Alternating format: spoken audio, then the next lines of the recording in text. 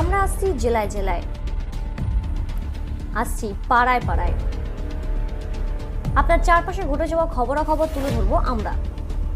রাজনীতি থেকে বিনোদন, আবহাওয়া থেকে অফবিট, সব ধরনের খবর তুলে ধরবো আপনাদের।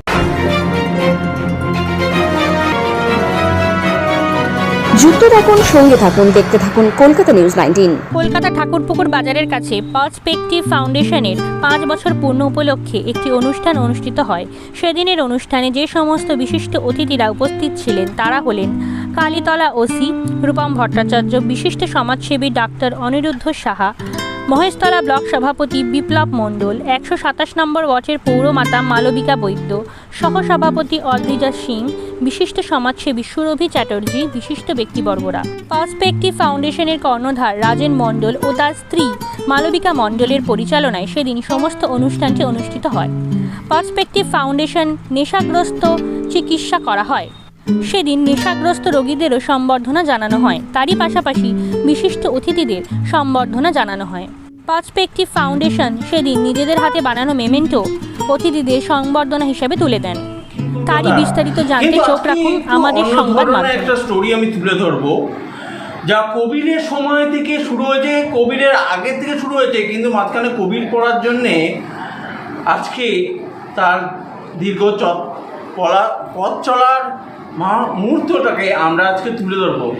রাজেন মণ্ডল, রাজেনদা আছেন, রাজেনদা স্পেশালি আমন্ত্রণ জানিয়েছেন কলকাতা নিউজ 19। আজকে সেই মুহূর্তটাকে আজকে তুলে ধরবো। আজকে এটা অনুষ্ঠান বলাটা ঠিক হবে না, এমন একটা আমরা জিনিস তুলে ধরবো আপনার দর্শকদের মাধ্যমে, যেটা আগামী দিনে আপনাদের কাছে একটা মেসেজ যাবে, বার্তা যাবে।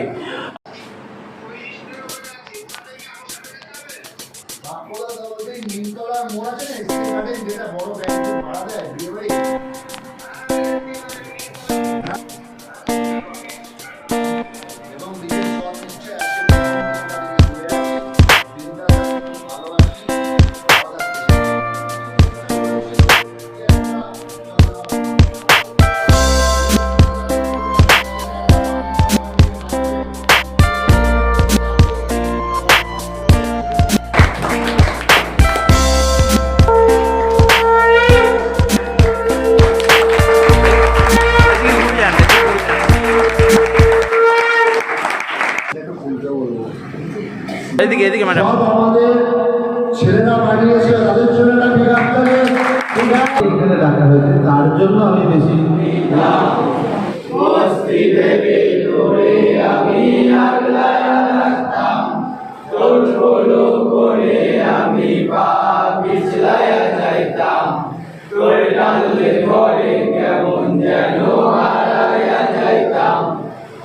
একটা সময় মাধ্যম দিয়ে আমি কৌস্তব শাহ একটাই বার্তা দেব মানুষের কাছে, মানুষের পাশে থেকে।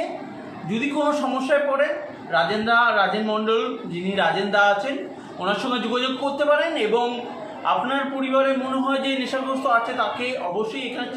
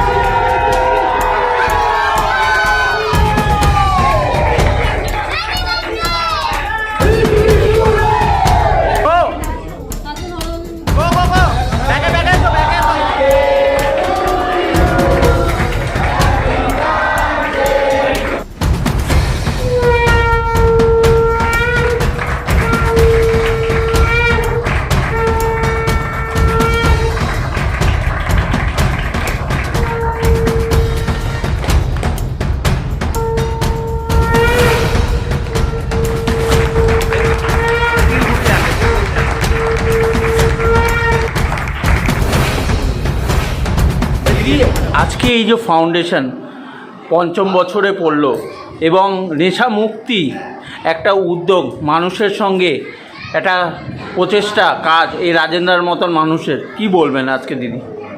আজকে দিনে যে সমস্ত ছেলেরা নেশাগ্রস্ত হয়ে পড়েছিল এবং তারা নেশাগ্রস্ত হওয়ার ফলে তাদের পরিবারের মা বাবা এবং আত্মীয় স্বজনদের মধ্যে সমস্যা দেখা দিয়েছিল এবং তাদের শারীরিক দিক দিয়েও একটা ক্ষতিগ্রস্ত দিক দিয়ে চলে যাচ্ছিল এবং এই ছেলেরা যারা কিনা রাজিনের মতো ছেলে তাদের উদ্যোগে তারা কিছু ছেলে যারা কিনা নেশাগ্রস্ত হয়ে পড়েছে তাদের নিয়ে এসে যে নেশামুক্তি কেন্দ্রের মাধ্যমে প্রসপেক্টিভ ফাউন্ডেশনের মাধ্যমে তাদের নেশা থেকে সম্পূর্ণ মুক্তি করে সেই ঘরে তাদের সুস্থ ছেলেকে ফিরিয়ে দিচ্ছে।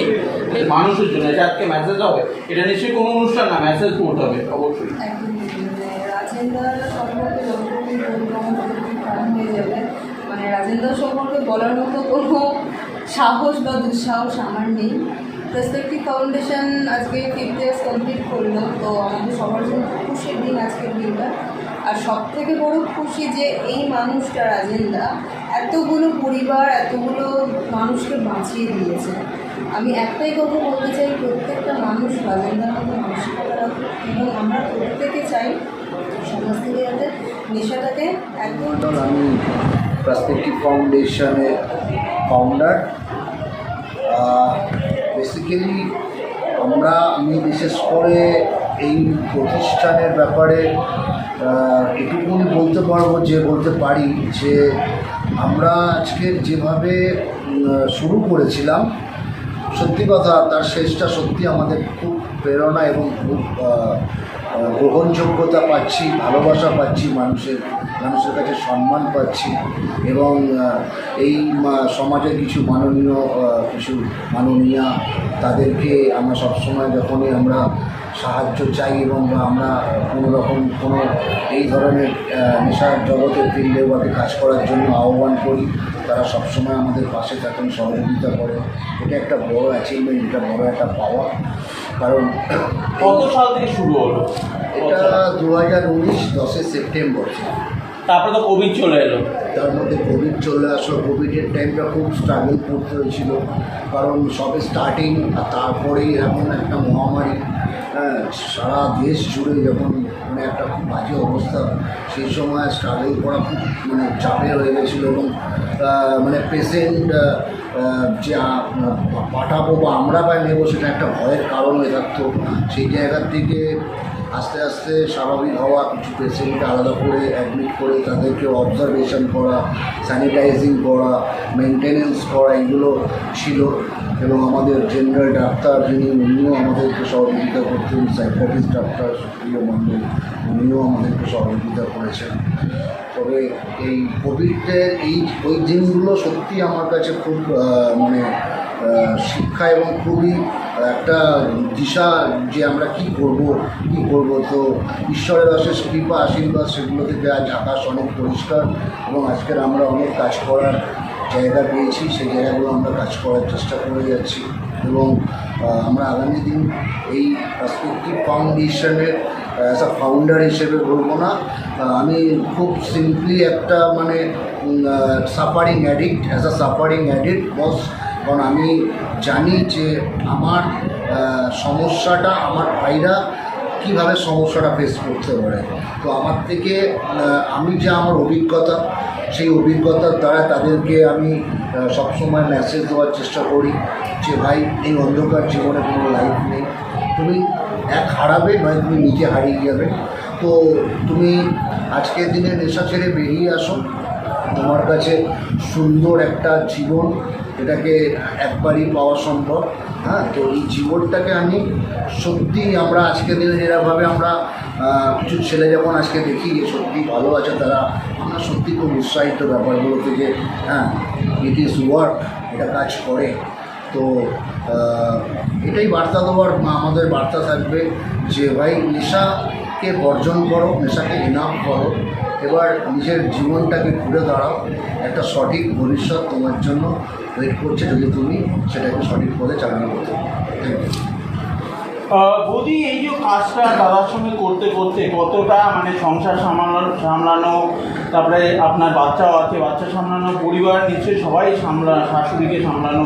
একটা শাশুড়ি দেখলাম শুনলো মা অসুস্থ, কাকিমা অসুস্থ, তো কীভাবে পাশে দাঁড়ালে?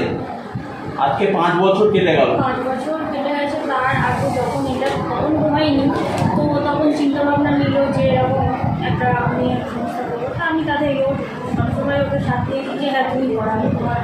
আমি হয়তো সে ব্যাপারে এই বিষয়টা অতটা হয়তো কিছু জানি না, কিন্তু আজকে প্রত্যেকটা জিনিসগুলো বুঝেছি। এখানে হয়তো সেরকম খুব একটা সবসময় কেন সংসার সামলানো, বাড়িতে শাশুড়িমা রয়েছে, ছেলে রয়েছে, তো এইগুলো আমি যতটুকুনি সময় পাই, হ্যাঁ ইচ্ছা করে যে পুরোটাই দিই, কিন্তু হয়ে ওঠে না।